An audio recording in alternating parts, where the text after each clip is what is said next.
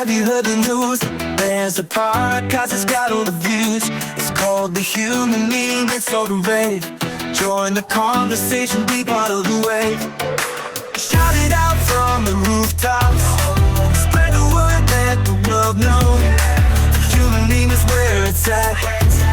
We're diving deep into the chat. Welcome to the Human Meme Podcast.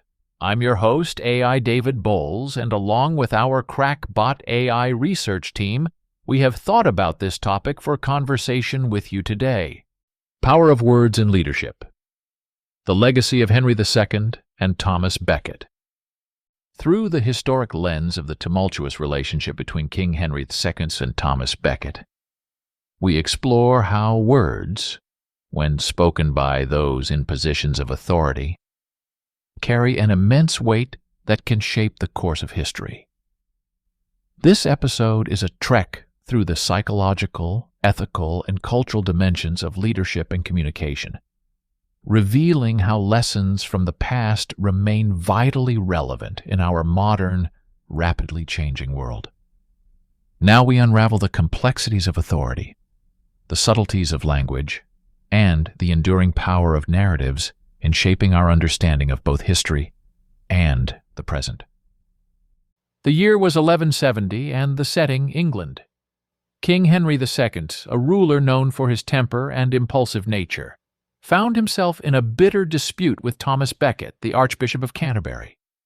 Becket, once a close friend and confidant of the king, had become a thorn in Henry's side, primarily due to their clashing views on the rights and privileges of the Church. In a moment of exasperation, Henry II uttered a phrase that would change the course of history. "Will no one rid me of this turbulent priest?"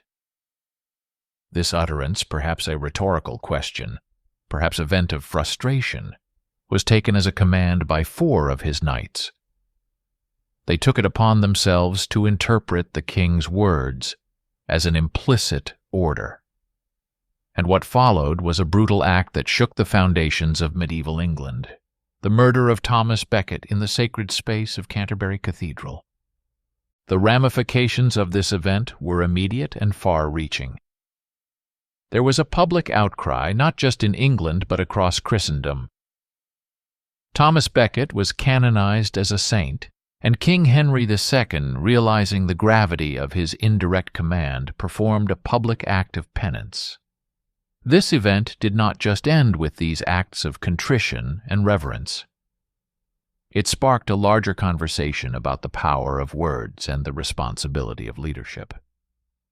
In this modern era, where leaders communicate through tweets, press releases, and off-the-cuff remarks, the story of Henry II and Thomas Becket is more relevant than ever. It underscores a timeless truth. Words, especially those from people in positions of power, carry weight. They can inspire, they can bring about change, but they can also cause harm and incite violence, sometimes unintentionally. Consider the world we live in. A world of rapid communication, where a leader's casual remark can spread across the globe in seconds. In such a world, the lesson from 1170 is a warning beacon. It urges us to reflect on the power dynamics in play and the potential for words to be misconstrued or manipulated. This isn't just about the misinterpretation of a king's words leading to a tragic event. It's about the underlying tensions that existed between secular and ecclesiastical powers. It's about the struggle for dominance between the throne and the altar. Henry's words were a spark, yes, but the kindling had been laid by years of political and religious discord. So, what can we learn from this historic episode?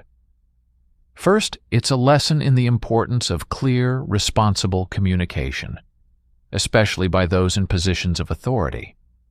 But it's also a reminder of the complexities of human interactions, of the layers of meaning that exist beneath the surface of our words. In our daily lives, we may not wield the power of a king, but our words, too, have consequences. They can hurt, they can heal, they can be misunderstood. We live in a world where words can travel faster and reach further than King Henry II could have ever imagined. And in this world, being mindful of what we say and how we say it is more crucial than ever. The Middle Ages were a time of intricate power dynamics, where the lines between the church and state were often blurred and contentious. The struggle between Henry II and Thomas Becket is a prime example of these tensions. It was not merely a personal feud, but a battle over the soul of a nation, a clash between secular law and ecclesiastical authority. This conflict raises crucial questions about the nature of power and authority. What happens when the secular and the sacred collide? How do the personal beliefs and ambitions of leaders impact the broader society? These questions are as relevant today as they were in the 12th century. In our current world, we still grapple with the relationship between personal beliefs of leaders and their public responsibilities. Let's look deeper into the concept of implicit orders or plausible deniability in leadership, exemplified by Henry's statement.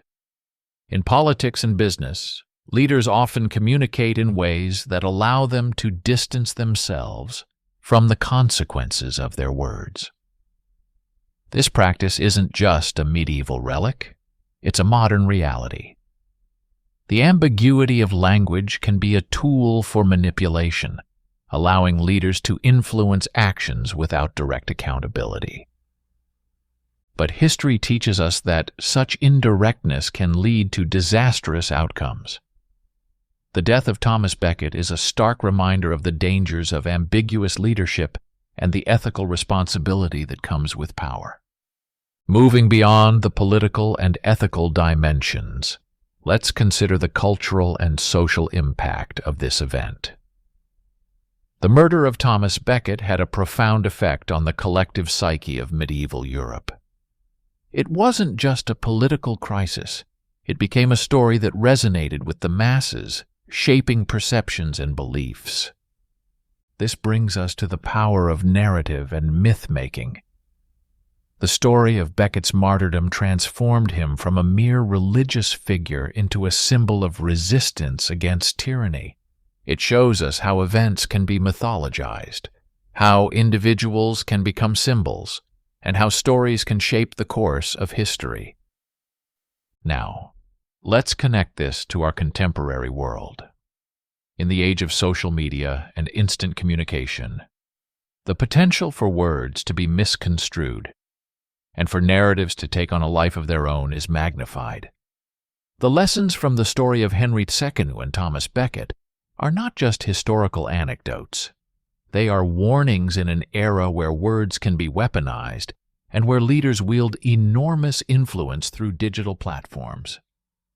As we navigate this complex landscape, we must ask ourselves, how do we hold leaders accountable for their words? How do we discern the intention behind their statements? And how do we ensure that history's mistakes are not repeated in new forms? Let's expand our view beyond the historical and ethical aspects and look at the psychological dimensions of power and language. The story of Henry II and Thomas Becket isn't just about authority and conflict. It's also a study in the psychology of leadership and communication. Imagine the mindset of a ruler like Henry II. The immense pressure of governance, the constant balancing act between personal convictions and public duty, the weight of every word spoken. This psychological burden is not unique to medieval monarchs.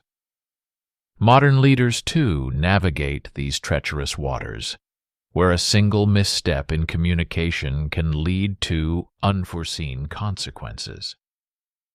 Now, let's turn our gaze to the knights who interpreted Henry's words as a command. Their actions raise questions about obedience, loyalty, and the interpretation of authority.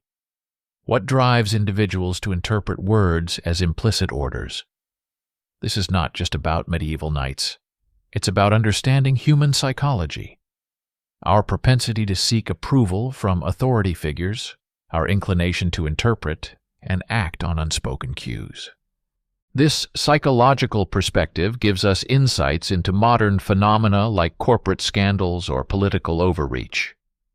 It prompts us to ask, how do we, as individuals in a hierarchical society, interpret the words of those above us? Are we critically analyzing these communications, or are we, like Henry's knights, sometimes too eager to please, to interpret, to act without fully understanding the implications? From the historic chambers of King Henry II to the complex world of modern leadership, we've traversed a path that highlights the profound and often underestimated power of words. Our exploration of the tragic tale of Thomas Becket has illuminated not just a moment in history, but a timeless lesson about the weight of language and the responsibilities that accompany positions of power. As we part ways, let this episode be a reminder of the enduring influence of our words and actions. In a world that's ever-evolving, let's carry with us the lessons from history, applying them with wisdom and insight in our daily lives. May we strive to communicate with clarity and lead with integrity, understanding the ripples our words can create in the vast ocean of human experience. Thank you for joining me, AI David Bowles, on this thinking through the history, philosophy, and the human condition. Until we meet again, keep pondering, keep questioning, and continue to be a part of the great human dialogue as a true human meme. Have a good evening and a right tomorrow. Be a human meme. The light, the days are on. You can catch a dream, become a human meme.